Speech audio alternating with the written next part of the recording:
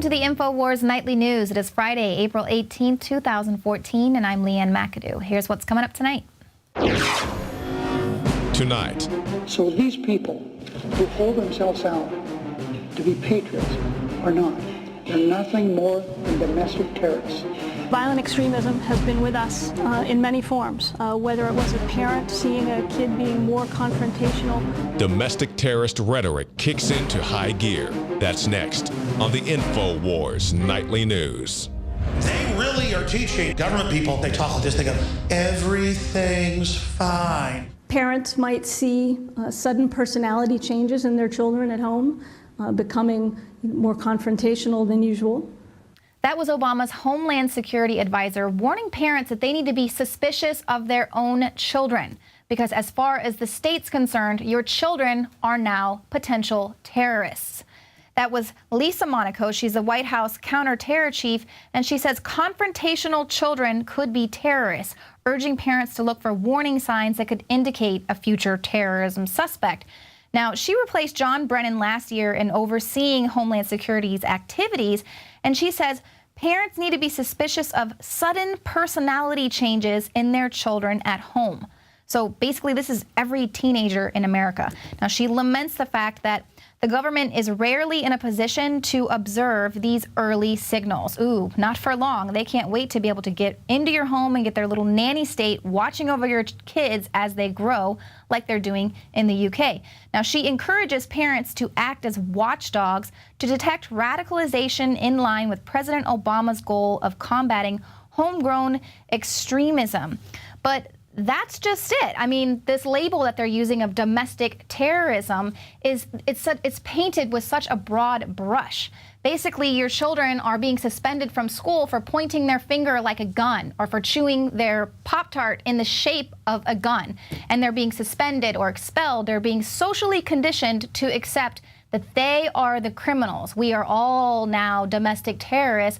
The only people who aren't the criminals are those who are running the empire, making up these arbitrary laws. We have the MIAC report a few years ago, which was labeling Ron Paul supporters and libertarians and gun owners, Christians, returning veterans. All those people are terrorists. A Homeland Security study went even further in 2012, demonizing Americans who are suspicious of centralized federal authority. And if you're reverent of individual liberty, you are an extremist. So if you are a person who believes that you are free, that we have such a thing as individual liberty, you are an extremist. And this is where they're going with this. This is where they're conditioning. It's part of the plan to make everyone a criminal except the state. They're really upping the ante here with this. And Homeland Security, which was supposed to help fight against Al-Qaeda, it's now turned inward. It's been converted into a system that's going to be waging a domestic war against political enemies. These are the enemies right here. It's not Al-Qaeda. It's people who oppose the politics that are taking place in the country. We, the people. And they're going to use this culture of intimidation in order to condition people to obey whatever laws they set in place. And at least that's what they tried to do in Nevada there with the standoff with Bundy. They hauled in a fully militarized Bureau of Land Management, surrounded his property with assault rifles. I mean, they could have went through the court, but instead they wanted to use this culture of intimidation to force him to stand down. They wanted to steal his property. And then when Bundy and a whole bunch of supporters didn't back down, they label them domestic terrorists. And this is coming straight from Harry Reid, who we exposed as being directly involved with the land grab there.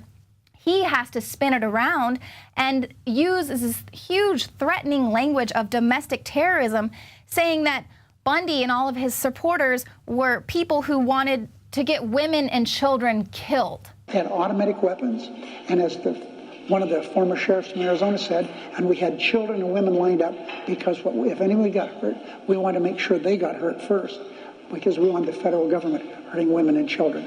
This is the deal. And it's not a good one. So these people who hold themselves out to be patriots are not. They're nothing more than domestic terrorists. And I think that we are a country that people should follow the law. So is there any reason for Harry Reid to be using such loaded language? He knows exactly what he's doing by calling them domestic terrorists and reiterating that term, domestic terrorists. He is basically a straight-up mob boss who just put a hit out on the rancher's head. By calling him a domestic terrorist, law enforcement are already being trained to see domestic terrorists as the enemy. And then he's tying it in, here we have this cattle rancher and his family. They were surrounded first by the armed federal agents. They surrounded their ranch first and were pointing assault rifles at them. These are the federal agents who think that they are above the law. No one disputes this law. They just say, oh, well, it's the law. Nobody disputes how this law came about or, why Bundy decided to fight against it for all these years in court.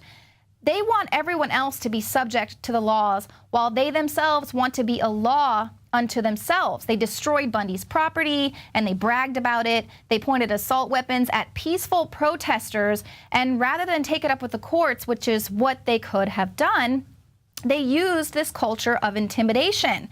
And, they're not the only federal agency that's ready to use these SWAT tactics to take their political enemies out. In fact, we had a story of a California man who was raided. A SWAT came into his home to raid his family. They put his children, 3, 5, and 11, in the cop car because his ex-wife wasn't current on her student loan bills. They sent in a full SWAT team in riot gear over student loan bills. And this is why people are afraid. This is why people don't trust the government. Why are these agencies in full-on SWAT gear? Now, here's what Rand Paul told Fox News about Harry Reid using this dangerous rhetoric and government overreach. Is there any reason to call Americans domestic terrorists? No, I think what we should all be calling for is for calmer heads to prevail. I don't want to see violence on either side. There is a legitimate constitutional question here about whether the state should be in charge of endangered species or whether the federal government should be. But I don't think calling people's names is going to calm this down. I think it's liable to stir it up. And then we also reported earlier this week about Glenn Beck using even more dangerous language to describe Cliven Bundy and those peaceful protesters and all of the supporters that came out. He interviewed Cliven Bundy and said, oh, were you one of those sovereign citizens? And Bundy didn't even know what he was talking about. He thinks that, if you say, are you a domestic terrorist, he's almost taking it as a compliment because here he's feeling like he stood up against tyranny. And yeah, I guess if I'm going to go against this tyrannical government, then yeah, maybe they won't like what I'm all about. But he doesn't even understand how dangerous these terms are and how they're trying to make him their fall guy. Here's Cliven Bundy's response. I say, Harry, I guess you are right. We are upset citizens, and we are, I guess, in a riot-type mood. But we are doing it in a peaceful way with a lot of, lots of inspiration and love and a lot of courage. And that's how come we was able to face Harry's army and back them down. It's not because we're militant. That's right. Riot type thing. It's because we have faith and we're looking for freedom and liberty. And there's a reason why it's so dangerous and reckless to be tying Cliven Bundy and his supporters in with the sovereign citizens movement. They've really been ramping up this rhetoric for years about how dangerous the sovereign citizens are. 60 Minutes did a hit piece a couple of years ago demonizing this group, and basically they pointed out how the police were trained to expect if they rolled up on a sovereign citizen that they were going to be hit with an assault rifle and to just act as if their life was in imminent danger. And so they're working this angle, tying in all types of conservative groups. We've got the Christians, returning vets, libertarians. They're basically trying to tie anyone who is for liberty in with this dangerous domestic terrorist group. Here's President Obama in 2011 talking about the lone wolf scenario and how that's even more dangerous now than Al-Qaeda. That's America's #1 threat.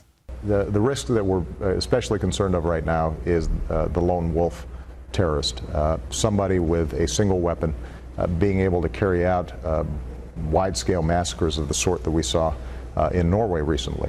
When you've got one person who is deranged or driven by a hateful ideology, they can do a lot of damage, and it's a lot harder to trace those lone wolf operators. So they've really been gearing America up for a while, preparing people to just mind control them to understand that patriots are these dangerous domestic terrorists, tying everyone who is an enemy of their politics. These are the people that you should be afraid of. And they're really using this situation that happened in Nevada as the very thing to help apply even more pressure. They wanted those people to fire on the Bureau of Land Management. They wanted those people to react with guns, because then they could say, see, we told you these people were terrorists. They were standing up, against our Bureau of Land Management, who wasn't doing anything. They backed down because these people were trying to hurt women and children. And that's just what they're going to keep on pushing, ramp this up, so that people will basically beg them, please protect us from the patriots. They're so dangerous. Please bring in martial law and protect us. And then they're going to roll out their latest form of control. That's why they're making sure that any coverage that comes out about the Nevada situation, it's spun in a way that's like, those people are terrorists, so don't you attempt standing up to tyranny like they did, or you are going to be a terrorist just like them. And like we said, the situation that happened was just a battle. They almost make it seem like we won the battle, but the war is not over, and it's going to really escalate, and especially if they keep throwing around these dangerous terms. It's going to make a lot of people angry. Here we have the LA Times just last year, again, attacking the patriots. Peril from patriots. The U.S. needs to keep a close watch on the growing threat of homegrown extremist groups. They're not jihadists. They are white, right-wing Americans, nearly all with an obsessive attachment to guns, who may represent a greater danger to the lives of American civilians than international terrorists. The white Al-Qaeda. I mean, this is where they're going with this. And they go on to say the groups should be closely monitored, even if it means shifting some homeland security funds to, the hunt for foreign terrorists, shifting them so they can go hunt domestic terrorists, white, gun-loving Americans who are the new white Al-Qaeda, the white jihadists here.